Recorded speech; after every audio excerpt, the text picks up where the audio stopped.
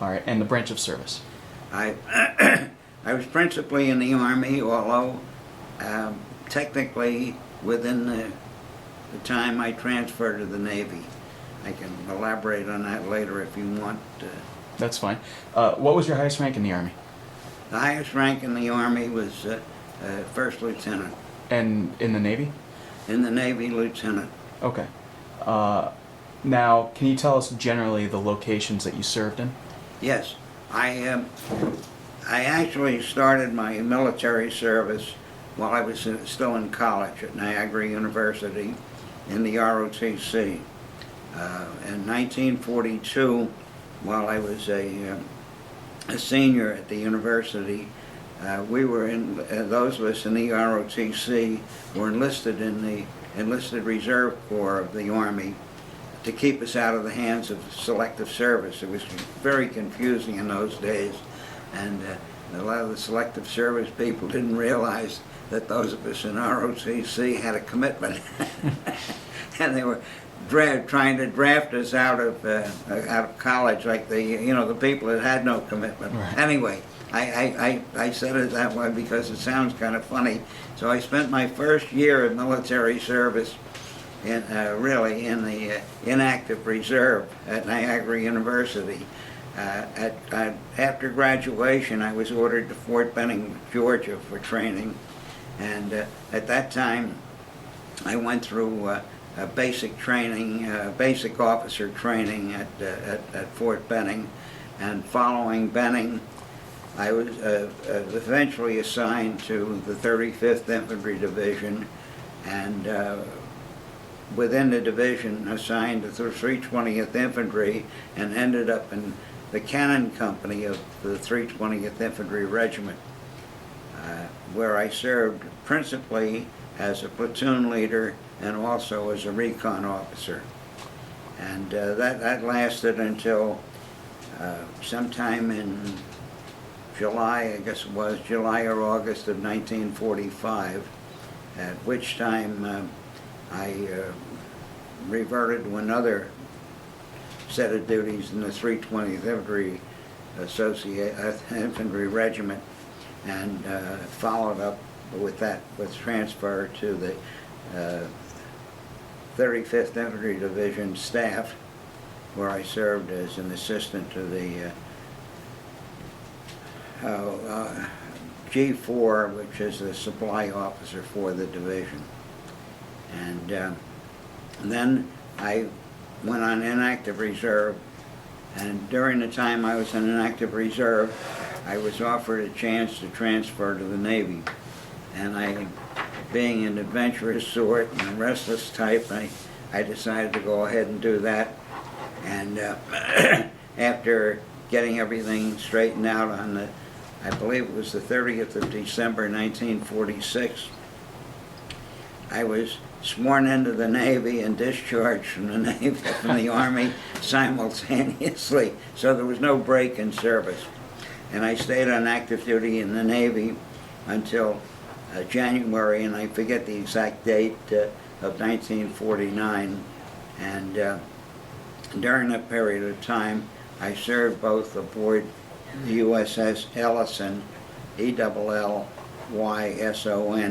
DMS-19, and also on the staff of Commander Mine Force, U.S. Atlantic Fleet.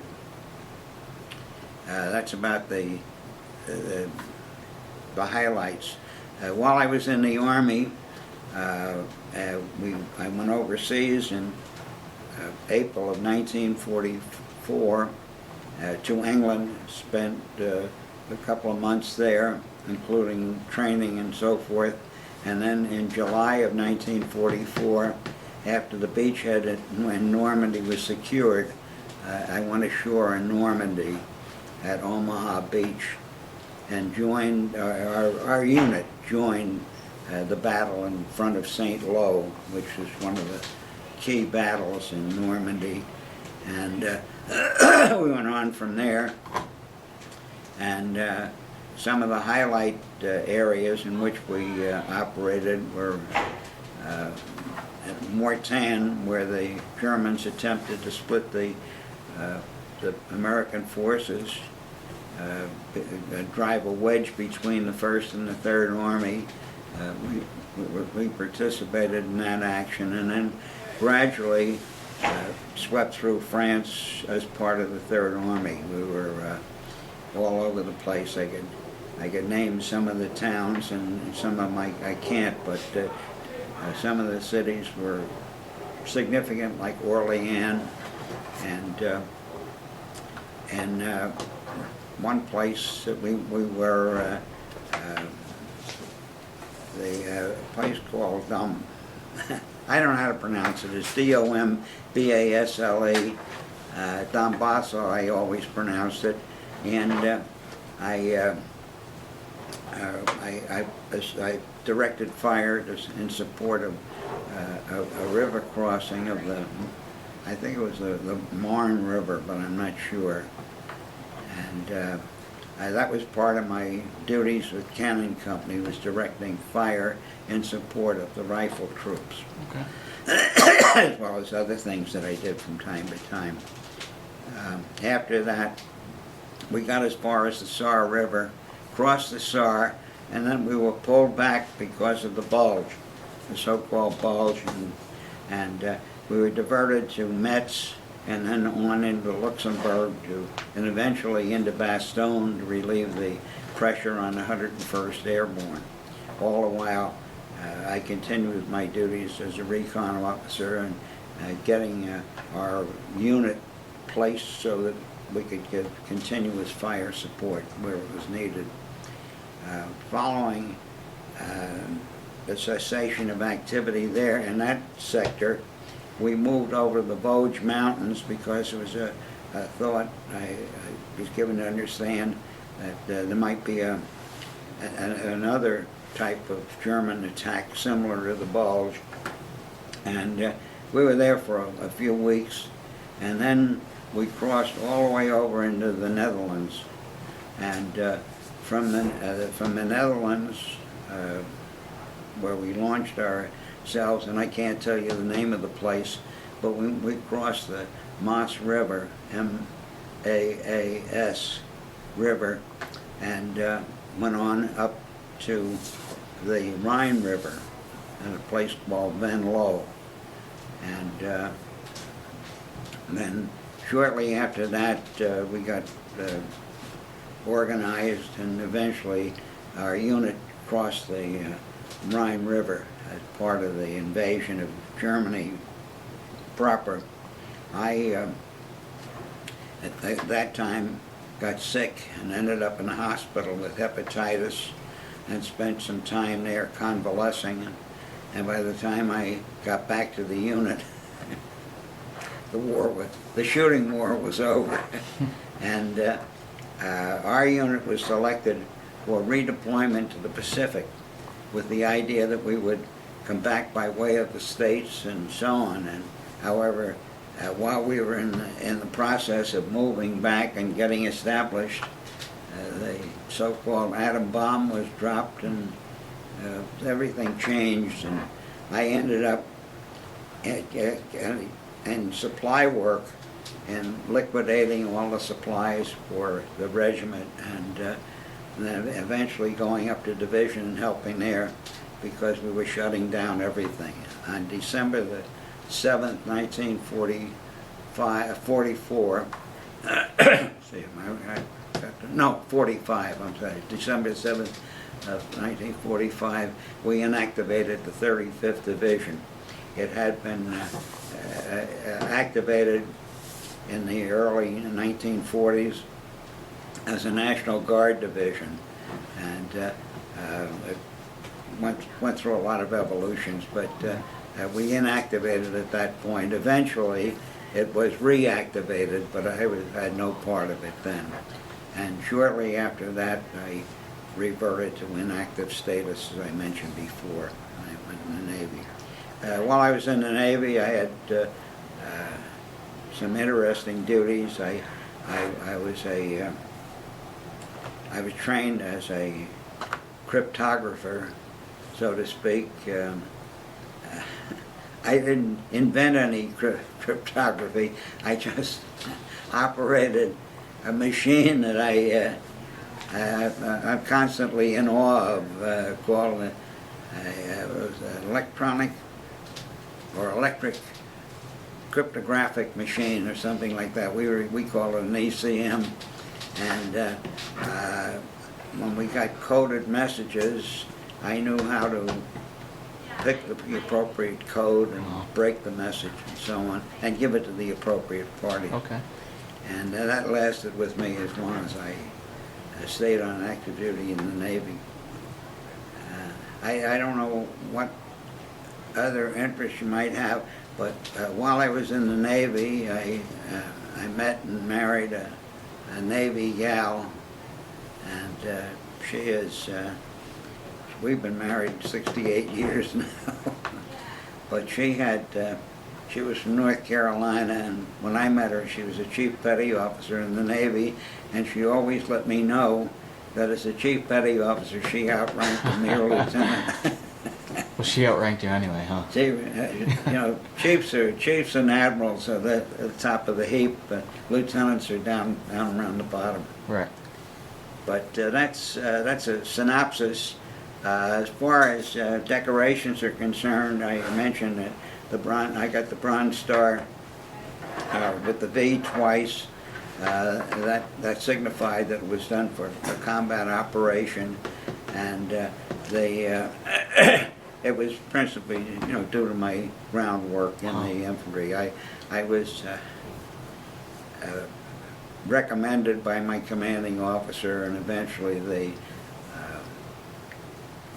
the awards and decorations, and finally it came out in a general order that I was awarded the medals. Wow. And as far as other medals are concerned, I have the American Theater Medal, which represents service within the continental United States and nearby places. And then I have the European Theater Medal, in which I have represented the 5 major campaigns that I participated in. And the Victory Medal, everybody got that, I think, I don't know, it was around May the something or other, 1945. That is over where we were. That was the end of the war in Europe.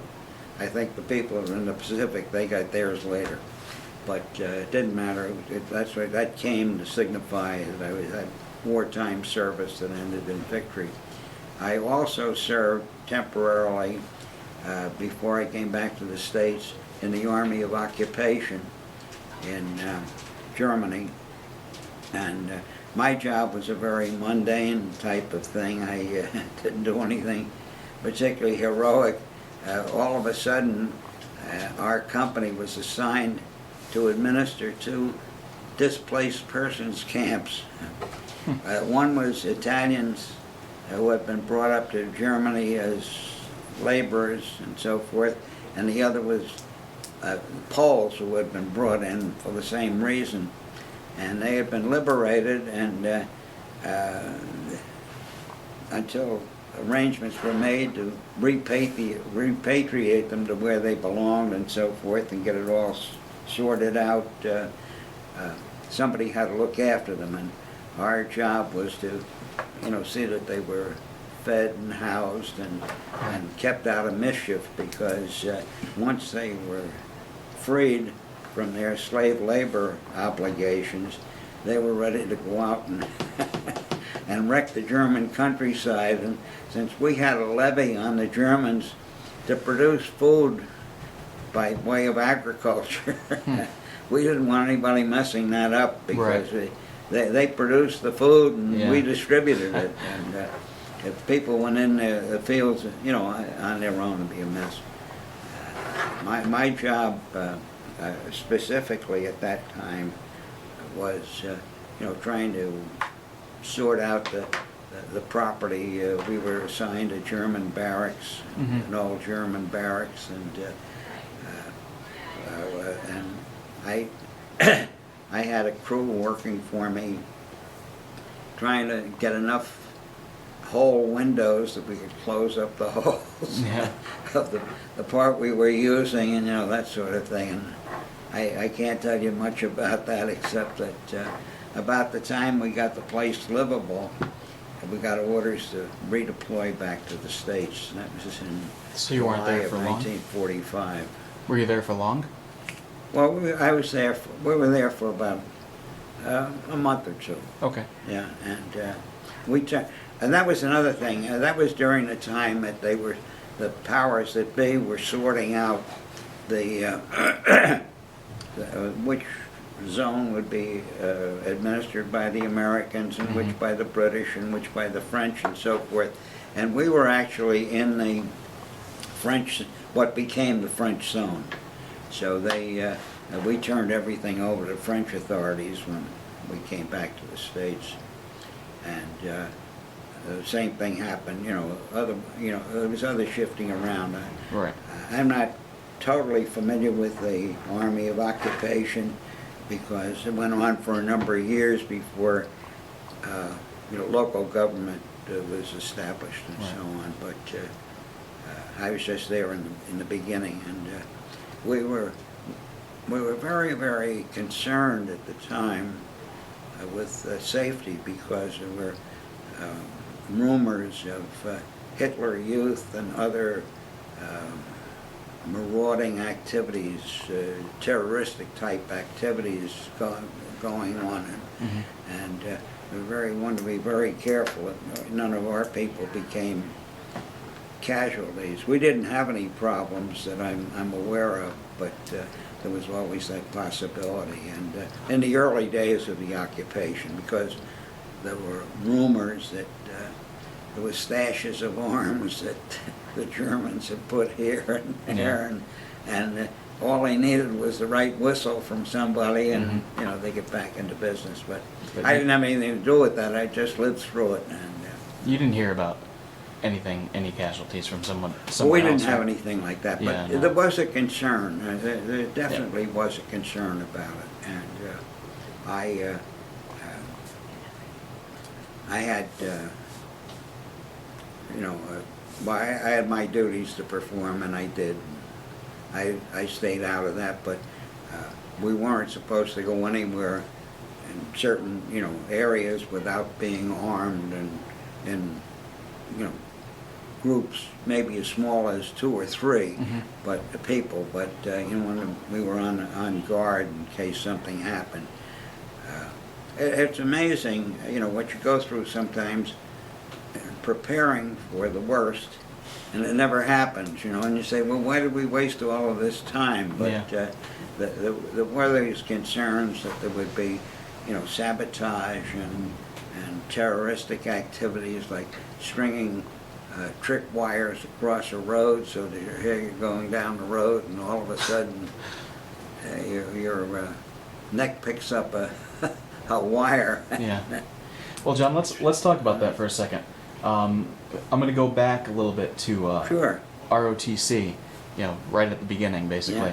Now, you're talking about this notion of preparing for the worst. So I'm wondering, you're essentially a college student in ROTC, but you're also training to be a soldier or an Yeah. officer. So what was that like balancing, that Well, training with your school? we had classes, and it was structured classes. We had our own textbooks and so forth, where we learned various things about the life in the Army and so forth. I think some of the classes dealt with military history, and some of them were just with practical things, like learning how to put together a morning report, or things like that. I can vaguely remember some of that. We also had some field work where we learned how to map read and relate ourselves to the ground and that sort of thing. And a big thing in the ROTC in those days was close order drill. We got together and formed up in units and marched around, and we were there in the time frame when the Army changed the close order drill, changed the size of the squads and the way they maneuvered and so forth, and that was a big thing. Periodically, we put on a parade, you know, but we were about, the ROTC was about 30% of the student body were in the ROTC. And what school was it? Niagara University. Okay. It was compulsory for the freshmen and sophomores, and then beyond that it was voluntary, and you were selected for it. You applied for it and were selected. And I was selected for what they call the advanced. Could you have turned it down if you wanted to? Well, you didn't have to. Okay. You could, at that time, the various options were coming up, and many of the men who did not care about the ROTC, they enlisted or they opted for service, you know, Navy training, aviation training, and so forth. And I know before I was accepted for the advanced course in the ROTC, I didn't apply for exactly, but I went through the preparatory steps to apply to become a pilot. At that time, the Army and the Air Force were, you know, the Air Force was part of the Army, and I flunked the physical. That's when I found out I had astigmatism. Oh, wow. Well, it was all right. Yeah. It didn't hurt. I could still shoot, and I could still do other things, but it disqualified me from flight duty. And at that time, that was all they were looking for. They were looking for people who would be air crew people, and other fellows enlisted in the or signed up for Navy and Marine Corps. In fact, one of my schoolmates, he was a class behind me in school. He signed up for the Marines. He was from New Britain, and George went down to Paris Island, and he went through training and so forth to become a Marine officer. Another guy from New Britain, and this is funny that New Britain comes into the picture. I was just thinking, another Walsh, Bob Walsh. He went through. He went in the Marines. Okay. And but people were, you know, kind of looking for themselves, and if they didn't do anything voluntarily or make any moves on their own, eventually selective service would, you know, take over. So you decided to make that move on your own? Well, I had already committed myself. I wanted to do what I did up to a point, and I'd gone through a high school that had a junior ROTC program, and I knew quite a bit about it and what I wanted. The only disappointment I was to my family was that I opted for the infantry, and my father thought that was a mistake. He thought I should be in the artillery or an engineer, but that's neither here nor there. But you had a cannon. So what does that mean? Well, in the infantry, see, a lot of people don't realize this, but in the infantry you have a variety of weapons. Yeah. Everybody has small arms, right. Pistols, carbines, rifles, and so forth. But then in addition to that, you've got various types of machine guns and mortars. And during World War II, they established the cannon company in the infantry regiments. And the cannon company had a little more punch than the mortars, the 81 millimeter mortars, which up to that time were the big ones. And later on, the cannons were replaced by larger mortars.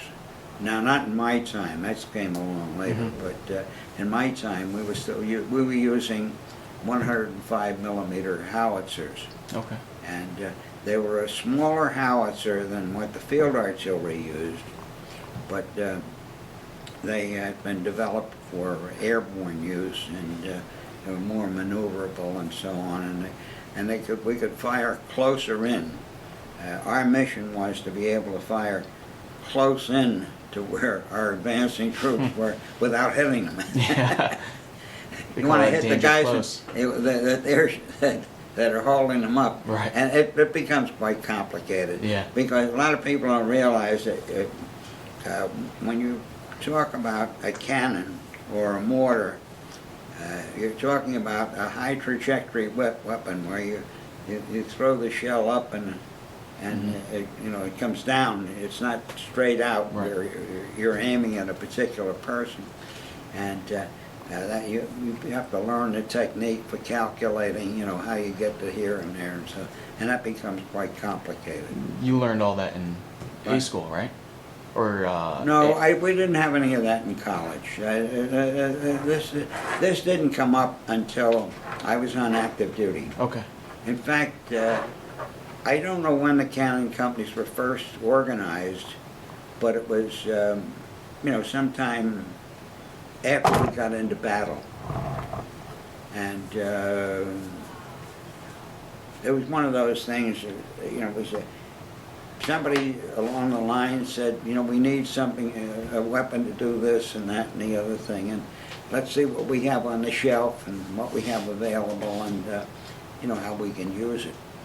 But the big thing when you're advancing in the ground is to keep the guy in front of you with his head down, where he can't shoot back at you too effectively. Right. And that's done with aerial bombardment. It's done with various types of artillery, and in our case, it was done by infantry weapons, which were principally mortars, and in our case, the cannons. So how'd you get chosen for that? Right? How did you get chosen to work on the cannons? Well, it's a funny thing. When I was at Fort Benning in training, I had 2 days of training on the cannons, and when I reported to the 320th Infantry Regiment, the company I was assigned to was a rifle company, and they were out in the field. I don't know, there was some kind of a field exercise. So I was told, why don't you take a stroll around and get acquainted? And one of the first people I met was the commanding officer of the cannon company, and we chatted a bit, and he asked me if I knew anything about the cannons, and I did. I knew more than a lot of people. I knew what they looked like. Anyway, Bill said, well, don't say anything to anybody. I'm going to get you transferred in. So I ended up in the cannon company, and it's strange, but the way things, can work out like that. I could, tell you it's because I was so smart and whatever, but sometimes it's just a matter of you're the guy that's here, and they need somebody to fill that, Right. and you're there. And then when I was assigned to the cannon company, we were down in Alabama, and then we went on Tennessee maneuvers, and while we were on Tennessee maneuvers, I got pushed into this role as the recon officer, and I stayed with that pretty much on through. And my principal role there was to find forward areas into which we could displace our weapons and be effective. Okay. And keep them moving, because you don't want to be too far back, and you don't want to be so far forward that you can't bring fire where you need to bring it. And you were a lieutenant at the time? Yeah. So you were in charge of this recon company? Well, I wasn't in charge. I had a recon team. Okay. Actually, I was in the company. I had a platoon, but I also had a recon team that consisted of a radio operator, a driver, and myself. And the three of us roamed all over the place, properly, not just willy-nilly, Yeah. but following and seeing what things looked like. And for instance, if a particular unit was moving fast, and we wanted to get, it looked like a good possibility for us to get up closer, to support them, I'd go look at the place. And when I found a suitable location, then I'd see that the firing battery moved up, and I didn't. And on occasion, while I was going around, somebody would need some fire support that I could render them, and I could fire a mission myself. For instance, wow. I can. At one time, I was looking. I was actually looking for a place to move our company, and the battalion commander said to me, "Hey, can you put some white phosphorus in that point of woods over there?" And I said, sure. And I radioed in a message, give me a couple of rounds in there for registration. And when we got it, we fired the WP, and we smoked the Germans out of this place. But they had machine guns established in the edge of this woods that was holding up the riflemen. We were able to knock them out. And what I mentioned was just one instance that one of us did, but there were all, right. Other people doing the same thing. Okay. Where was this? This is in France. In France. Yeah. And the interesting part about it was that the battalion commander who asked me to do that, and it was not we weren't, he knew me and I knew him, and that was about it. And we just know each other. A few days later, he got killed. Wow. And those things happen in war. Yeah. I was very fortunate myself, not having anything happen to me. A couple of times I had bullets whizzed by my head, but they missed. And my radio operator, on one occasion, caught a piece of shrapnel and ripped open the top of his helmet, and we made a joke out of that, or he made a joke out of it, because he ended up, it just scraped his scalp, but he had a big hole in the helmet, and the challenge was to get that helmet home so he could show it to people after the war, because things like that you weren't supposed to, Yeah.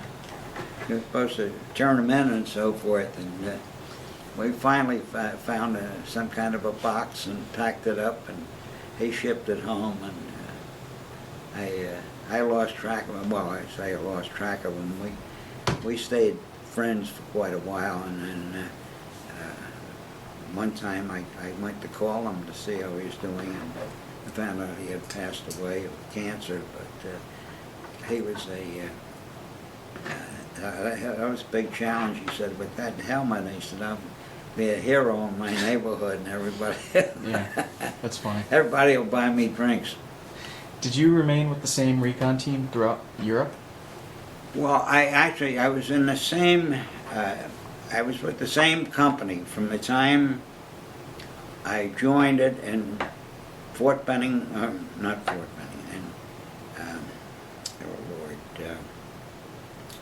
Camp Rucker, now at Fort Rucker, Alabama, until it would have been about August of 1945. It wasn't only a couple of years, but I was with the same unit, had virtually the same job, and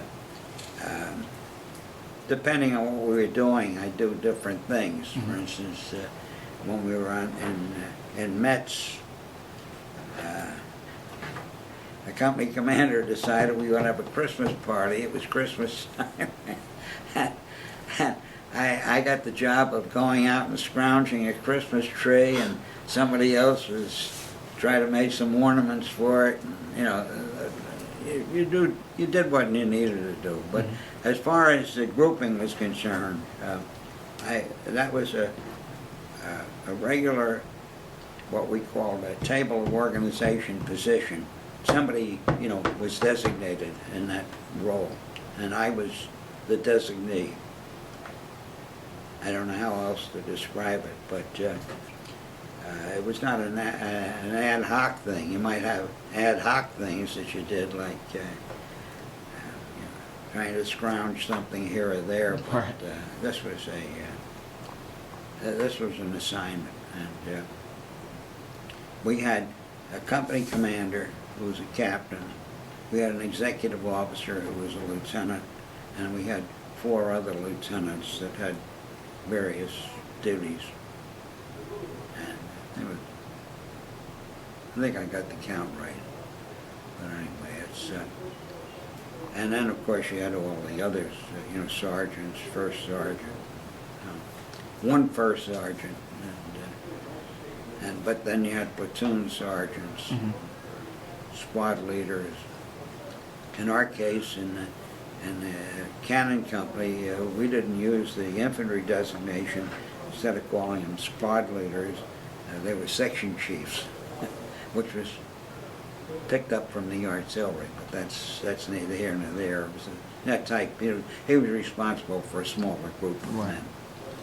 So you went from Fort Rucker and then you deployed overseas. Well, we went from Fort Rucker to Tennessee for maneuvers, large-scale maneuvers.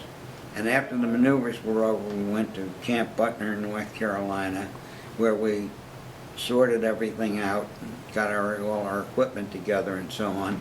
And then from there to Camp Kilmer, New Jersey, and from Camp Kilmer, New Jersey, we went to, various transport ships that took us to England.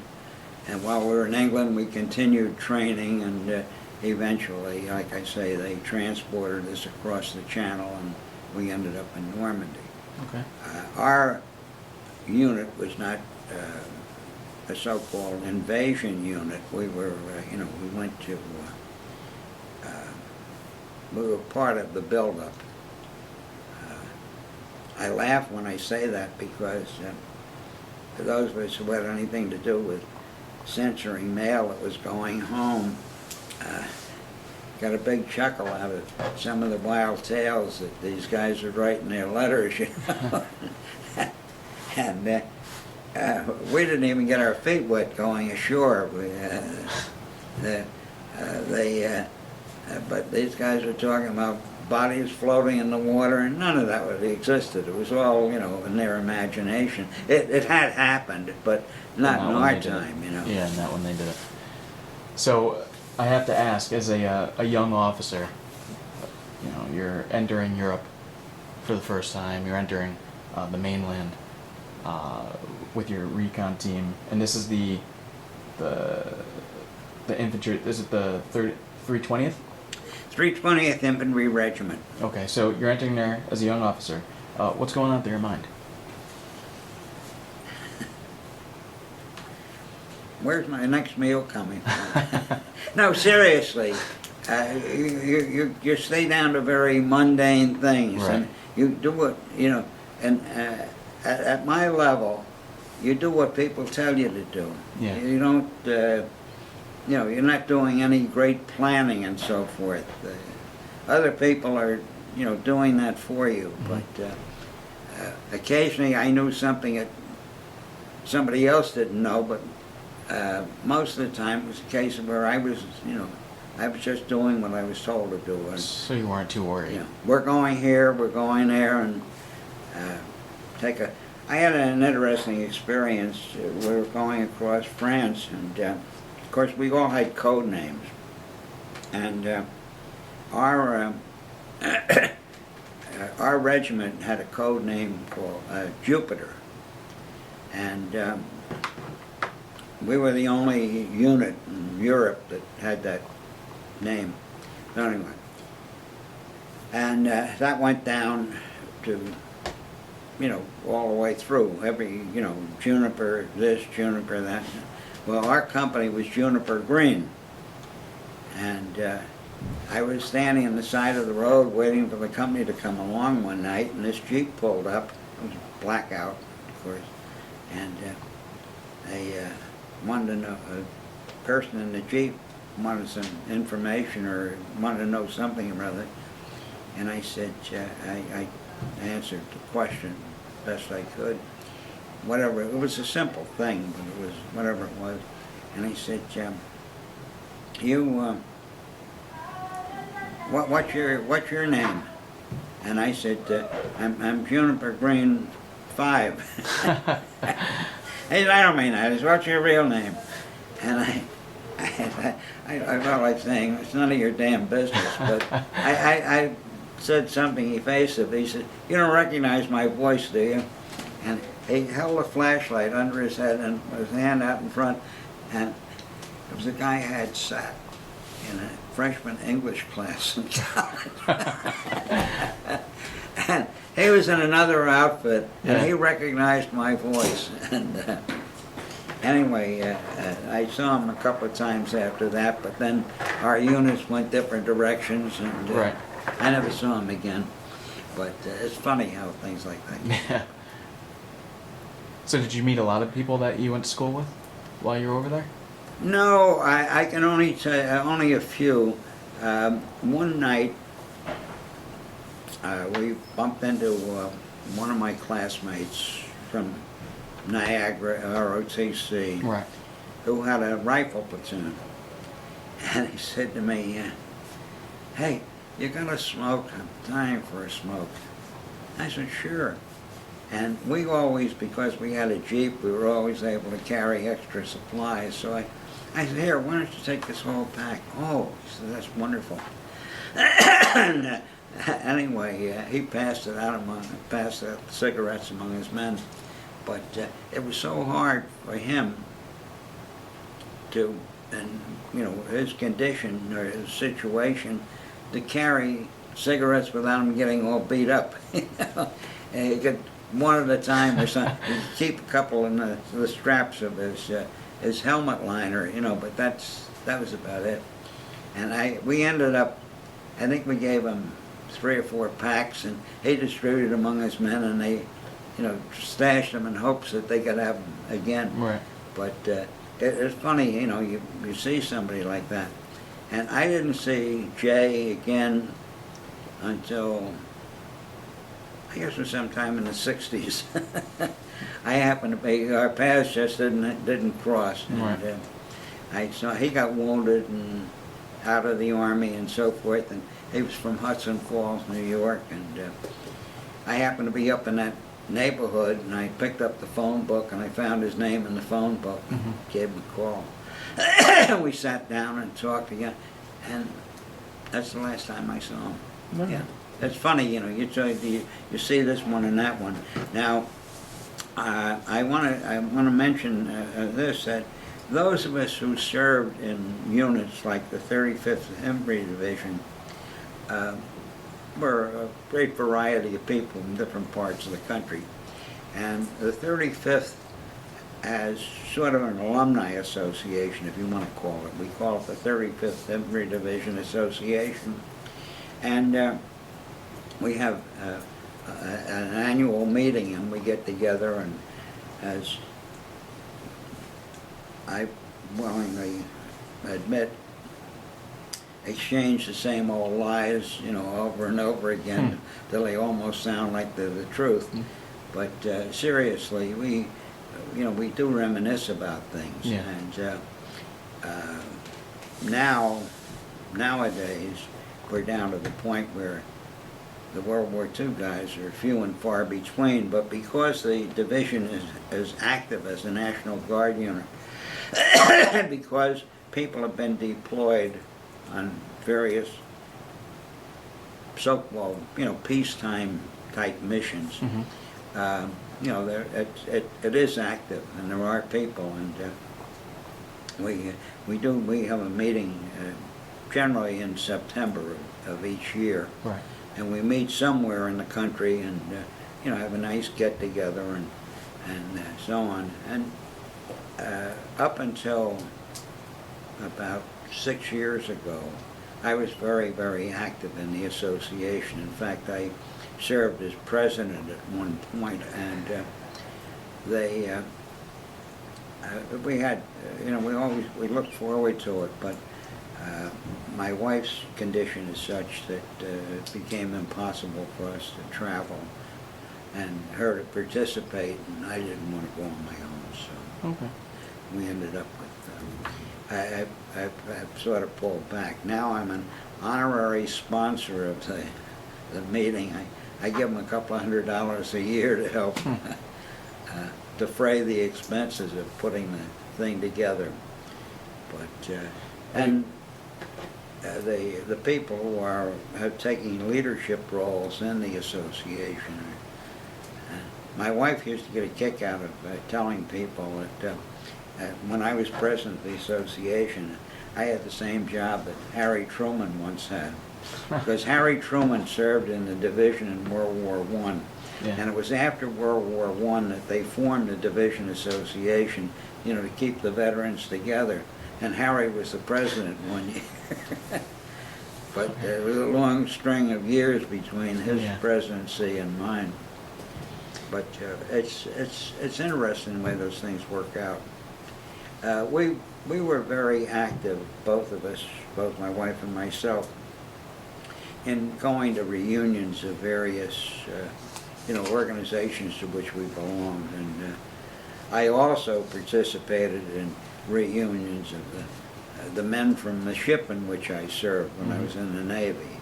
And we went to reunions of the squadron in which my wife served. My wife eventually was in aviation, and we were at one reunion for her outfit, and I got drafted as the secretary-treasurer.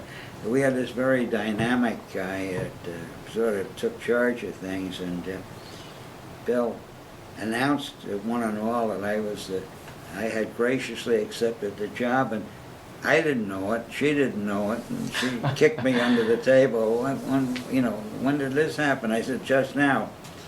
But I served as secretary-treasurer of the Reunion Association for a while. Okay. And she was in a Navy transport squadron, and that's how we met. When I was in the Navy, she was getting in her flight time and serving aboard an aircraft, transport aircraft, and I was hitchhiking. I was Space A, and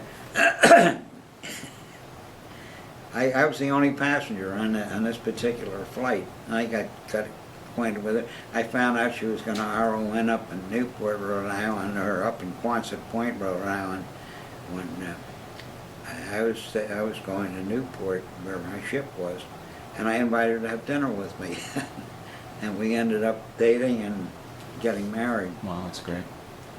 Anyway. So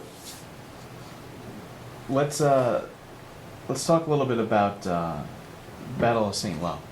This is after you're in Normandy and you're traveling through Okay. France. Well, my principal role in battle, I thought I sketched it out, was to try to find suitable locations to place our company. Right. So we could give good support to the rifle troops. And as a result, I roamed all over the place. Wherever the action was, that's where we went. We didn't hang out with the guys that weren't, were in the rear. We, wanted to go up there and see what was going on. And that was my role. And as a result, I knew virtually, all the company commanders and up in the regiment. I got to know them fairly well. Okay. And they knew me because of my moving around the way I did. We were constantly exchanging information. If I knew something that would be helpful to somebody else, I'd share it with them. If they knew something that would be useful for me, it went back and forth. And we had, occasionally we'd form a task force to do something special. And one did, we'd maybe have a special deal. But my job primarily was, moving around and keeping my eyes and ears open to see what was going on and how I could make things better for our company to support the regiment. Right. Or And what were some of the things that you saw?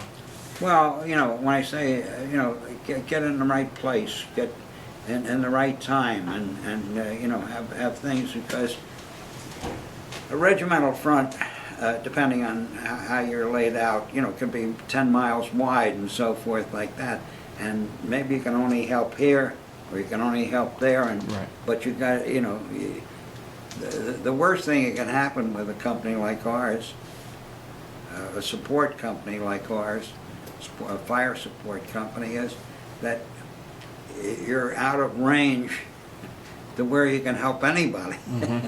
I mean, you want to be helping somebody, and you want to, you know, generally be looking, you know, for the. So I was constantly going, or we were going, and if we saw something and that needed our attention, or would, you know, help us carry out our mission better, you know, we took note of it. And I don't know how else to describe it to you, but I remember one morning we were headed for the Saw River, and I bumped into this young lieutenant who had just joined the regiment. He was with, I can't even tell you, I've done one of the battalions, I can't remember which one, and you know, just what his role was, but we chatted a little bit, and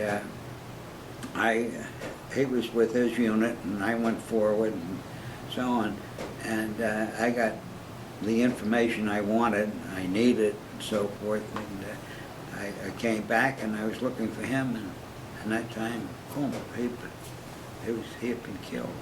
Wow. And it was, you know, this is the sort of thing that happens in battle. You have to be prepared for it. The man, the company commander that recruited me for the company, so to speak, and I had, we were never buddies, but we were, you know, we had a mutual respect, and we were friendly and so forth. And when we were in Normandy, he asked me to do something, carry out, you know, some sort of an errand, and I came back to report to him, and it'd been killed. Wow. And you don't know, and you have to be careful that you don't let these things weigh down on you to the point where you become ineffective. I'm not claiming to be anything that I wasn't, but at the same time, you have to, I guess the word would be, ignore things that are going to depress you, and try to keep looking at the bright side. And you know, what can I do to further the mission? Right. And not, you know, not complain. You know, you see these Malden cartoons, you know, and he looked at the other side. The guy worried about the hole in his shoe, or whatever. You know, I mean, it was kind of amusing, but if everybody gets on that kick, you don't get anywhere. You have to, you know, constantly be going forward. Right.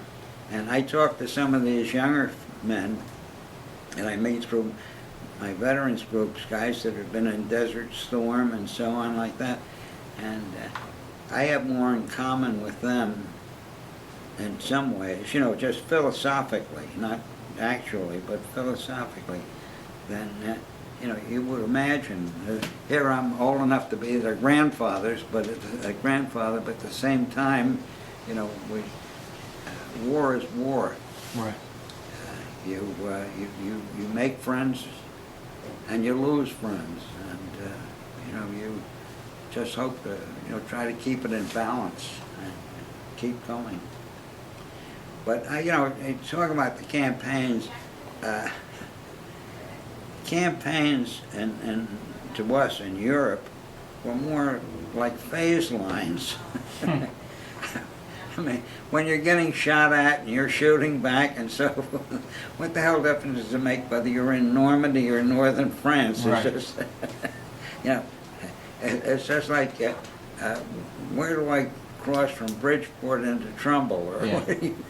And it must have happened pretty quickly for you to go from, St. Lo to, where did you go after that?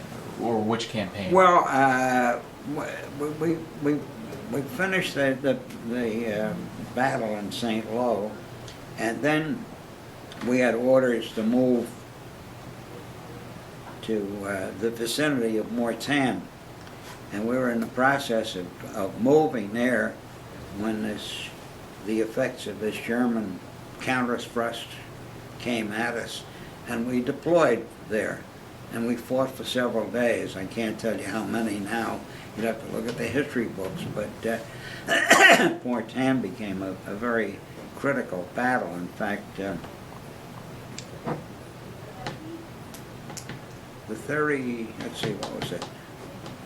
I think it was the 30th Division had a battalion cut off. They were surrounded, and one of our missions became, fighting a way in to relieve them, because they had wounded, dying, they were starving, they needed food, they needed ammunition and everything, and it, suddenly became a job.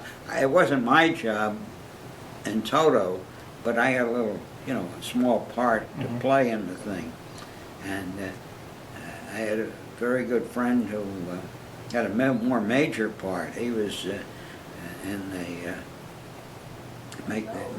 he actually was in the group that broke through to get it.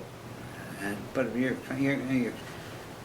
I'm not a tactician in the grand sense, but I know that on the ground you're always making tactical decisions. Do I go down this road, or go that road, here, there, and the other thing? And if you don't make the right decisions, you don't get anywhere. But it's kind of unique for you, because you weren't just making the decisions for yourself, but as a lieutenant, as a recon officer, you were making these decisions for other people. Oh as yeah, well. you're working within a general framework of things. For instance, I knew at all times, in general, how far our guns could reach, what they could do, where they were, and so, and that was important, because what good would it do if I found a beautiful target, but they couldn't reach it? I mean, maybe somebody else would come along and get it too. And we were constantly, sharing things like that, Right. I remember on one occasion, one lieutenant I knew from another company and I were comparing notes on something or other, and we each went our separate ways, and I think it was within half an hour he was gone. And why him, not me? There's no answer. Right. It's but on the other hand, if you dwell on this and you let it worry you, then you begin to lose your edge. You always have to, think. Yeah. And you never did lose your edge. Well, it's going to get. What's the song from Annie? It'll be a better day tomorrow, Right, or something. Right. Yeah. And I don't know. When we were in the Battle of the Walsh, for instance, we were wading through snow that was several feet deep. It was cold in the snow, and you're wet and you're uncomfortable. But it's going to be over.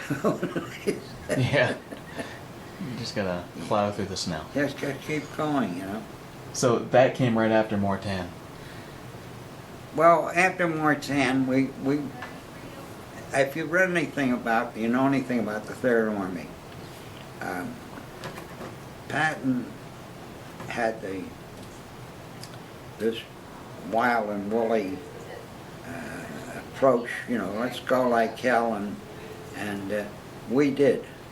And we were fortunate in that we raced across France. And it's hard for me to tell you the names of all the places. I'd have to look at the map and see them.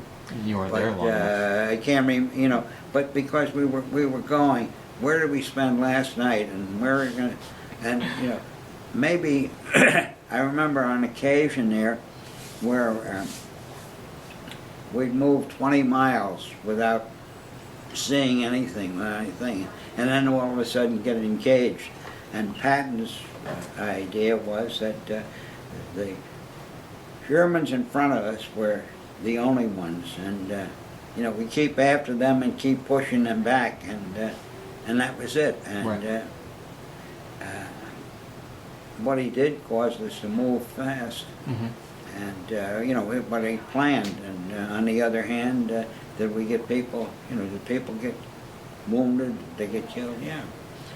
But as far as towns are concerned, I could mention, you know, the names of a few of them, but trying to place them, I'd have to look at the map. Right.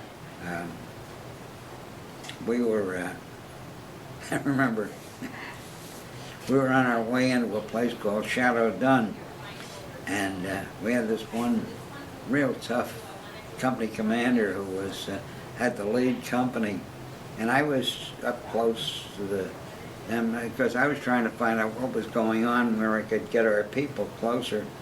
And I remember him, Melvin Fritz, smoking his cigar and saying, "Get the hell out of that ditch! You know, you're not going to get anywhere. Get up there!" And we, you know, we eventually took the town, and but I laugh about him because I can remember him, you know, acting like he was just taking a walk Right. down the road, you know,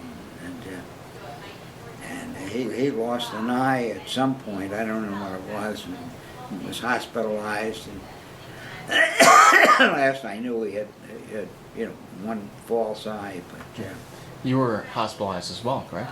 well, I was hospitalized for medical reasons.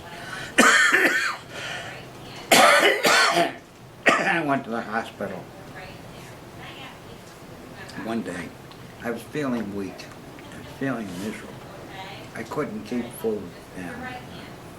And I went, the doctor looked at me and he said, "You're going to the hospital." And by the time I got to the hospital, I was as yellow as a Chinaman, as they say, you know, as an Oriental. You know, that's what hepatitis can do to you. You know. Right. And of course, then it was a matter of medical treatment until Right. eventually, you know, I became normal. But I was terribly weak, and I had a special diet that I followed. And not only I was in a hospital that dealt mostly with medical patients, and we were, you know, we had a hell of a lot of people with the same problem. Hepatitis was a big problem for us in World War II. And it was very communicable, and you generally got it from tainted food, you know, something. Right. And, and anyway, that's what I was hospitalized. How long after you were hospitalized did you remain in country? Well, I was hospitalized, I guess it was in March, and I got out of the hospital sometime in the end of April, something like that. And then I gradually worked my way back to the unit. That becomes a problem in the Army, because you don't just, you know, go walk back to your outfit. You have to go through a replacement system. Right. I went from here to here to here, all over. And finally, I found out where my outfit was.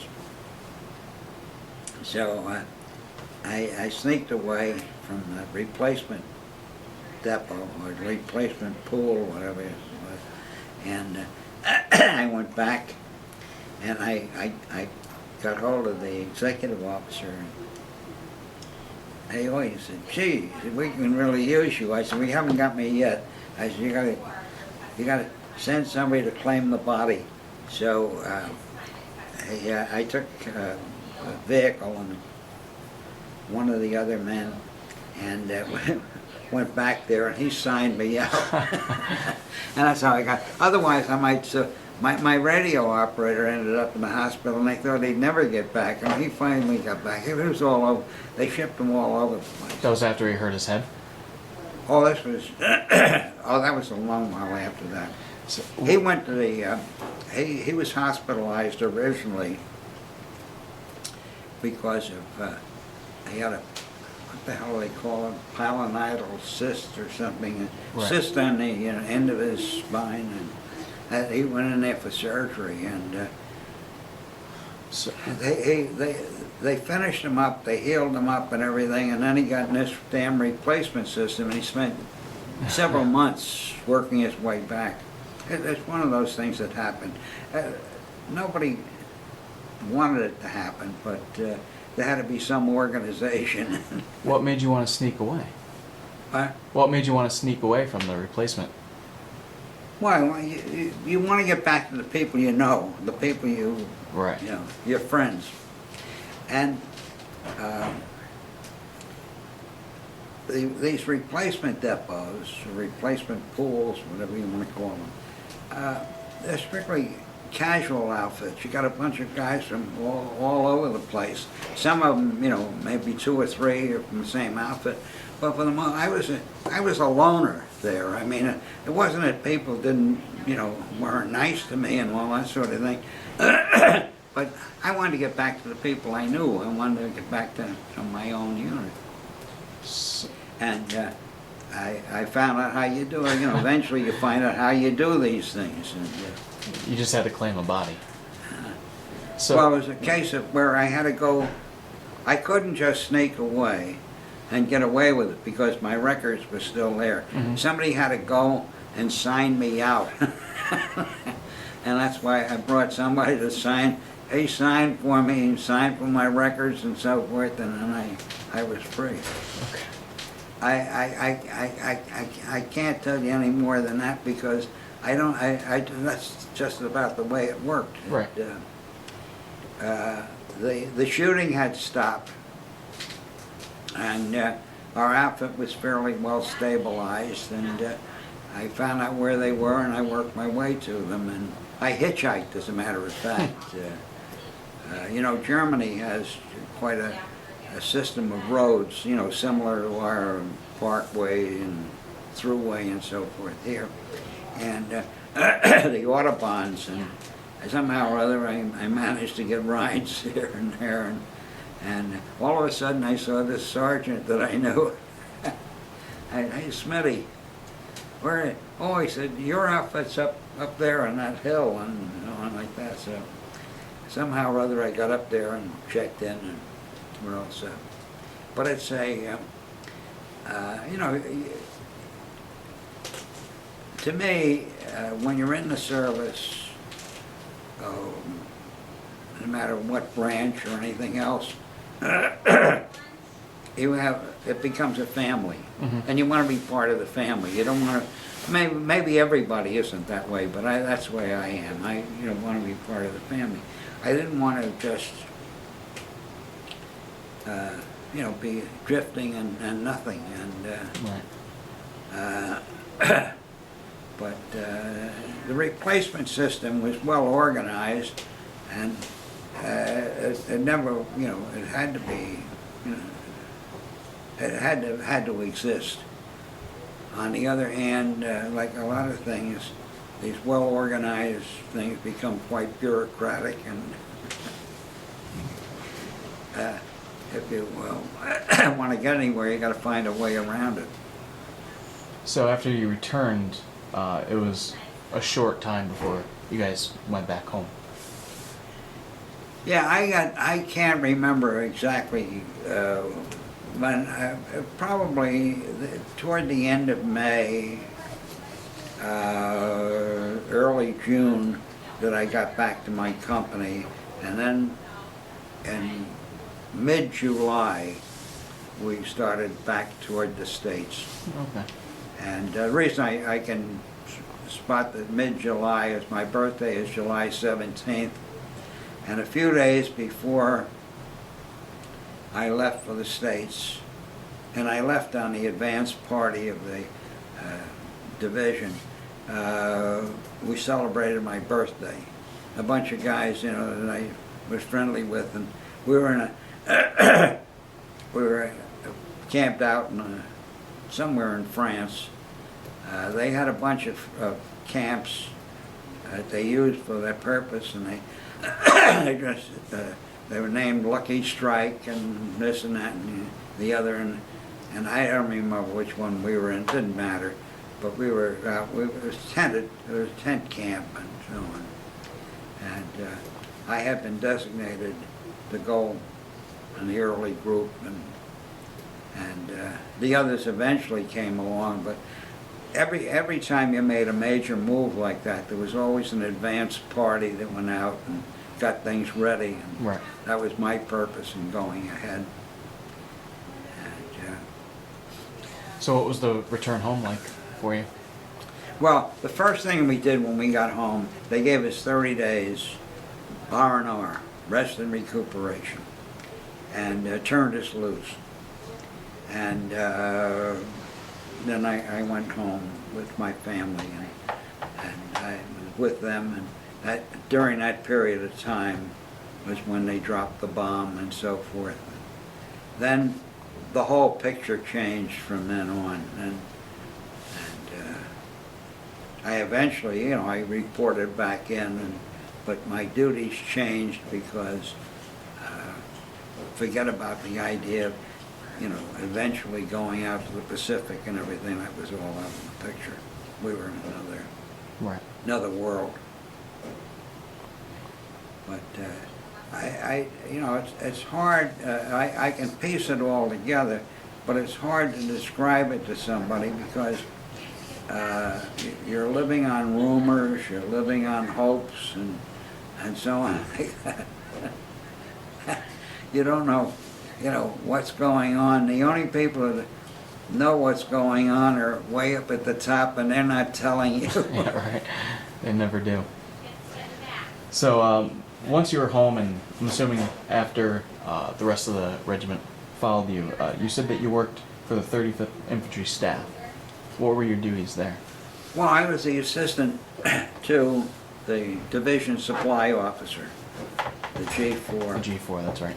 And my principal duty there was to play gin rummy with him while other people did the work, make sure the work got done.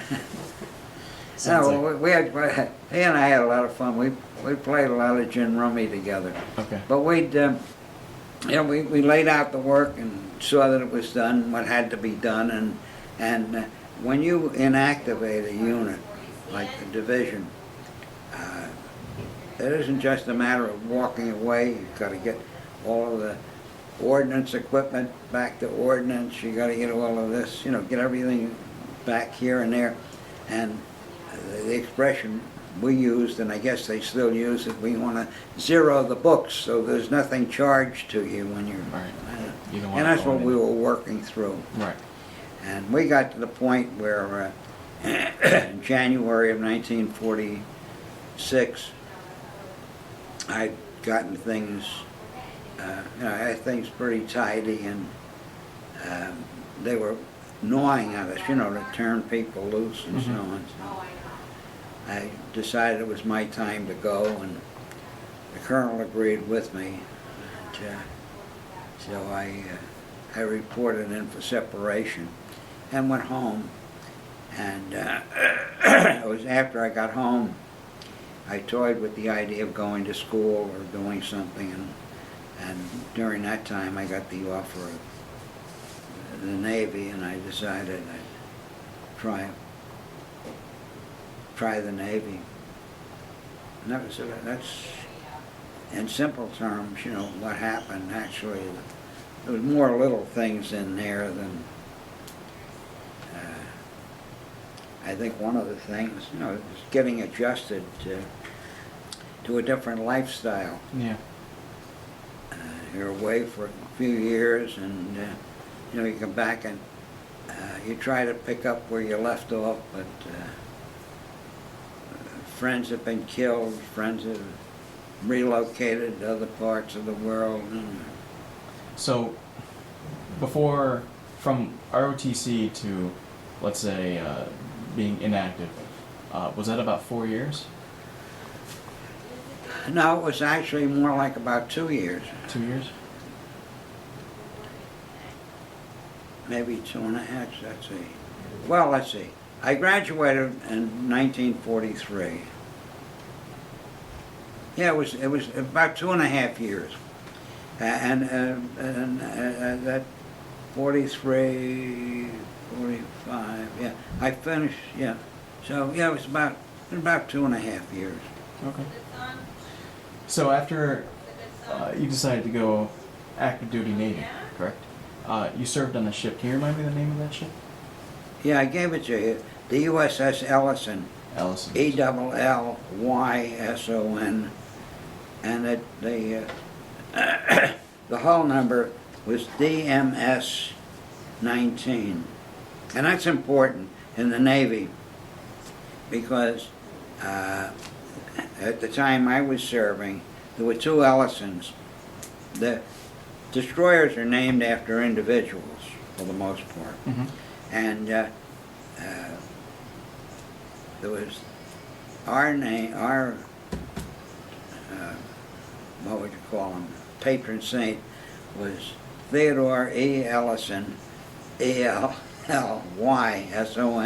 and there was another destroyer at the same time, the Harold J. Ellison, ELLISON. But we each had a different, the hull number is very, discreet. So you were trained as a cryptographer. What was the training like for that?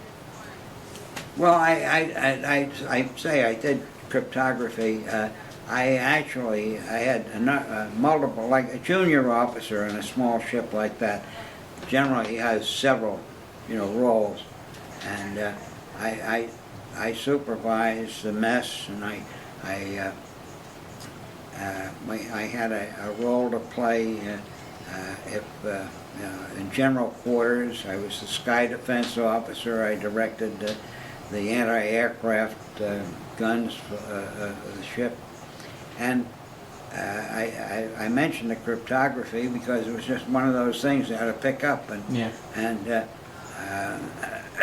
we had, I don't know how many of us that have that training, so that at no time would the ship be without one of us on duty, in case you needed to break some messages or encrypt some messages. So there were probably half a dozen of us, and that was on the job training. It's just like I don't know how else to describe it. Right. Did you go on a cruise on the Ellison? Oh yeah. We operated in and out of Newport, Rhode Island, and Charleston, South Carolina, when we shifted home ports. And then we also went down to Guantanamo. We spent several months down in the Caribbean, out of Guantanamo. We then went there for training. And here, I don't know how to liken this, but a ship is no good unless the crew is, familiar with what's going on, and everybody is up to speed on everything. Just like an army unit is no good, it's just a bunch of people unless, the people are trained to do their jobs and so forth. And that was our thing, to keep everybody up to speed in case something happened that you needed to do something. My son was a career naval officer. He's retired now, but he went through the same thing, in a sense, as a junior officer, and he went from.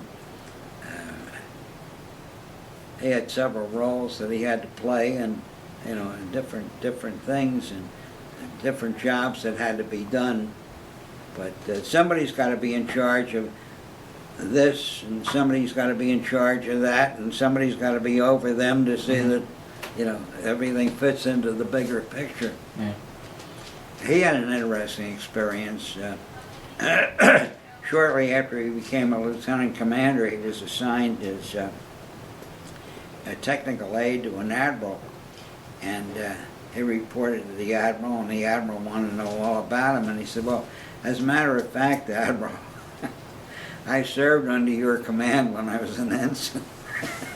And the admiral was a commander then, and he didn't know my son at the time, and my son knew who he was, but he had 300 men on the ship, and he knew things got done, but my son was down on the totem pole in the engineering department at the time, and they got to be they worked together for quite a while, and after that, every time they'd go somewhere together, some kind of a meeting or other, the admiral would introduce my son and say, I want you to meet my protege.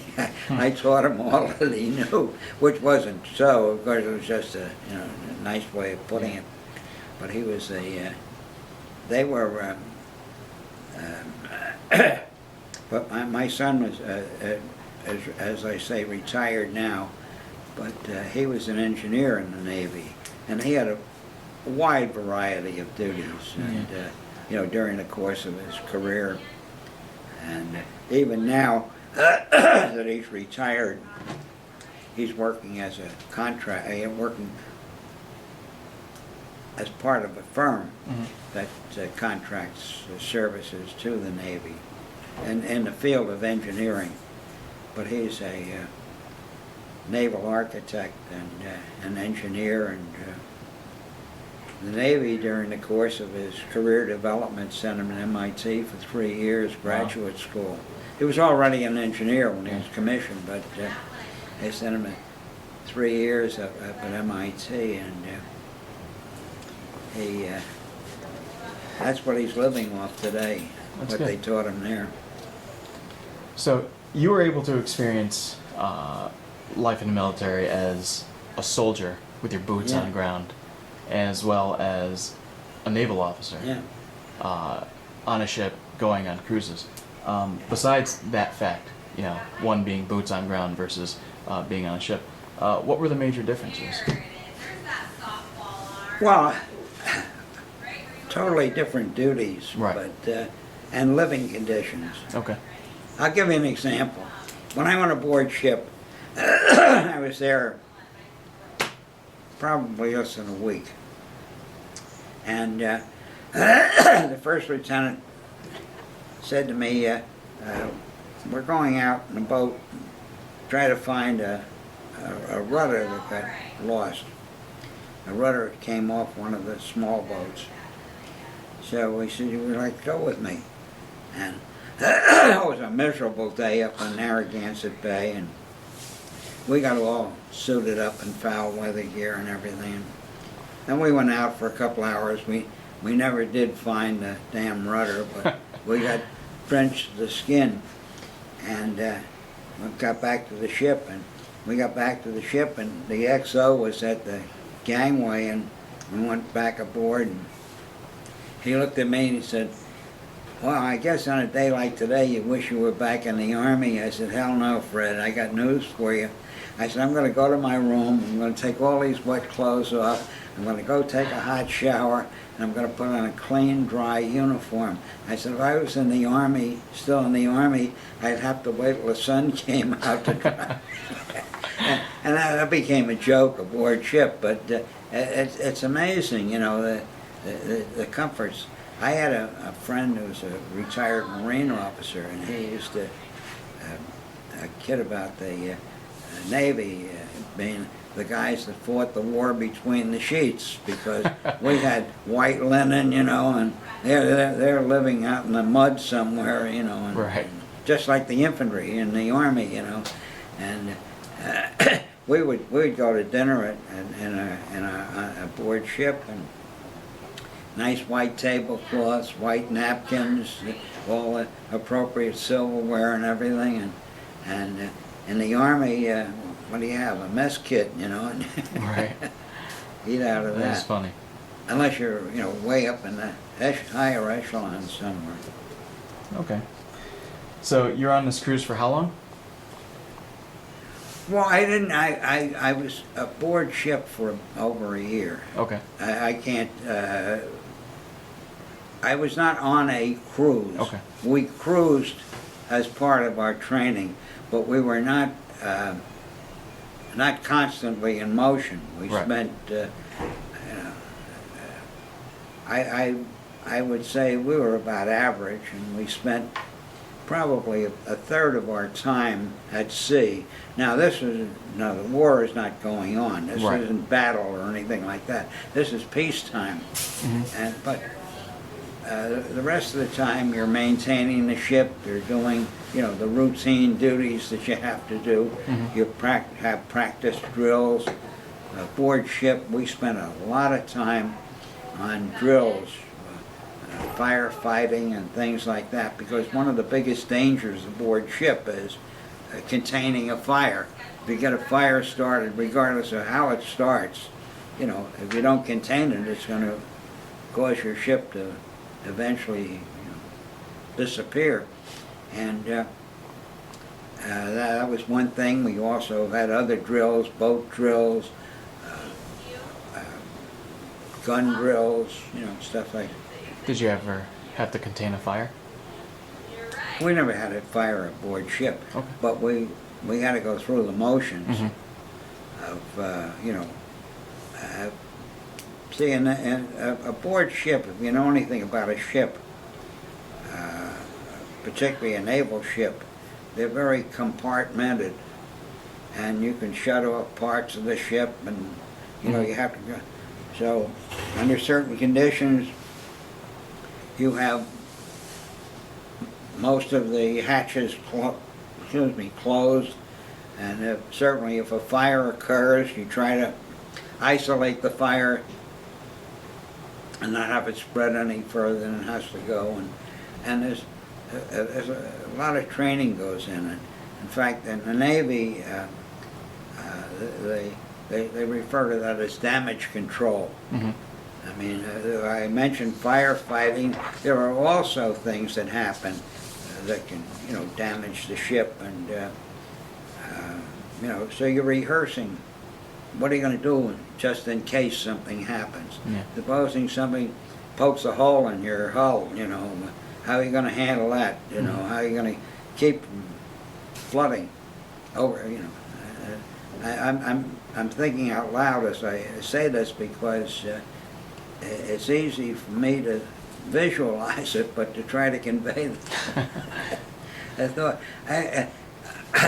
When we went on a cruise, it's not like going on Carnival lines or something. It's You're not playing shuffleboard up top, or anything. we had things to do, and as we're going cruising along, like from one place to another, we still have these other things that are going on. Yeah. Repairing this, checking that out, and so on like that. I wasn't involved in all of this, but I knew what was going on, because that's one of the things you, as an officer, you try to know is, what is going on, so that if you have to step into the breach at any time, you're not just coming in Right. cold. I couldn't do too many other people's duties, but we have cross training, so that if something happens to me, somebody else can take over, or if something happens to somebody else, I can take over, if necessary. So, can you remind us how long your service was in the Navy? Yeah, it was from December, about a little over 2 years. Okay, 2 years. And after you served, or after you discharged from the Navy, you didn't join the reserves or National Guard or anything like that? No, did no, I did not join the reserves, no. All right. So, let's talk a little bit about what you did after your service. Did you work at all? Yeah, very much so. I got into a variety of things. I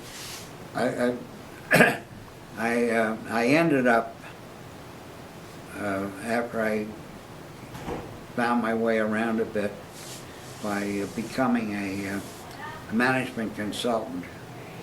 And that's what I ended up, most of my, I'd say about 40 years of my career as a management consultant.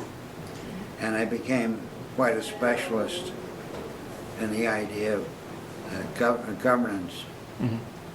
And our firm would take contracts to help people sharpen up on things and stuff like that. I get a piece of the assignment. Maybe on some occasions I'd be the overall director, and sometimes I'd just have a piece, but I laugh about it when I think about, some of the things I got involved in, helping an organization that we were working with. We worked a lot with not-for-profit institutions like colleges, universities, hospitals, museums, and so forth, and they seem to have a common problem of getting good use of their volunteer people. And one of the things that I got involved with was helping them set up profiles as to what you need in the way of a board of directors or board of trustees, and how they should be recruited and so on like that. And it's not just a bunch of nice people that get together. It's you've got to have something there. So would you say that this job that you found yourself in after your service, would you say that your time as an officer sort of translated? Well, everything that's happened in my life had been built one thing on the other. Mm-hmm. It hasn't. It wasn't because I was an officer. It wasn't because I was in the Navy or because I was in the Army. It was just because of the fact that management is management. I mean, regardless of where you are, and you pick up certain skills, and of course you build on those skills through interchange with other people, and sometimes it's seminars, sometimes it's conferences, what have you.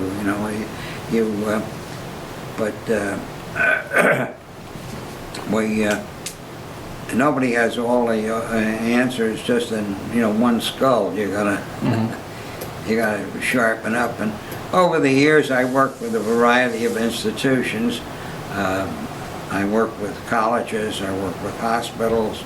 I worked with worked in various parts of the country. I worked out of the country. Mm-hmm. Worked in Canada, and I almost went to Ireland one time, but I wasn't available, and somebody else got the assignment.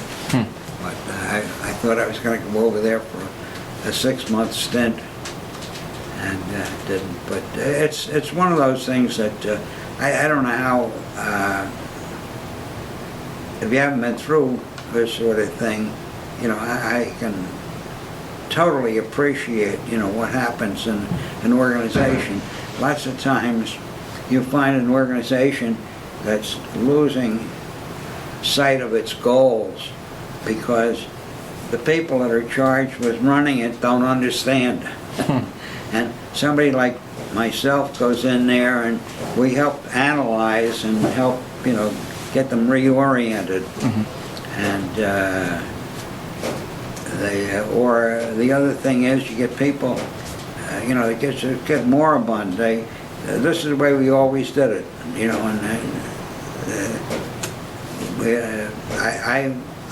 I got out. I retired around the time that simple computing became popular.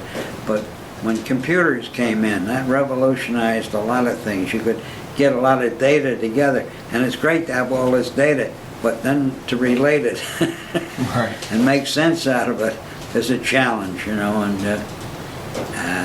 lot of that as important these days. All right, John. Well, I'd like to ask just one more thing. Let's look back on your time in the service, in the Army and the Navy, and I'm going to ask you to reflect on your overall experience and your outlook of your time in service. So. Well, I was young. I had some very great times. I learned a lot. I met a lot of wonderful people. I still enjoy reflecting on some of the people. I still stay in touch with some of the people that I've known that, haven't passed on. Mm-hmm. But in fact, I don't know whether it was last night or this morning, before I came over here, I exchanged an email with a guy I served with in 1943. Wow. He lives down in Texas, and we just bat the breeze back and forth via email,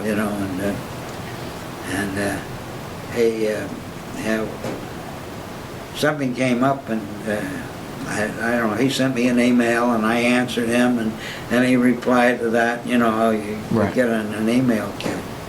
But it's amazing. I enjoy relating to nice people, and I managed to forget some of the people I didn't want to remember. That's always a tough thing sometimes. They come back to haunt you. But I thoroughly enjoyed it, and I think I got the most out of it. Maybe I could have done better. I had one classmate, college classmate, a fellow ROTC member, who got to be a 2-star general, but I never got anywhere near that. But Jimmy, somehow or other, had everything work out for him. Right. It was good. And we had, others did other things. But the one thing I found is that common camaraderie bond, that you have, it meant more to me than anything else. Anything else I learned. That no matter how smart you are, if you can't get along with people and you can't, operate with people, doesn't mean a whole lot. But I got into management consulting, just one of those things. Somebody said, hey, how about coming to work for us? And I did, and the next thing you know, one thing leads to another. Right. All right, John. Well, that's all I have. Is there anything you'd like to say? I can't think of anything. Let me show you what I have here, what I brought. You don't have to do anything with them. If you want to take a picture of them, fine. I'm not in a position to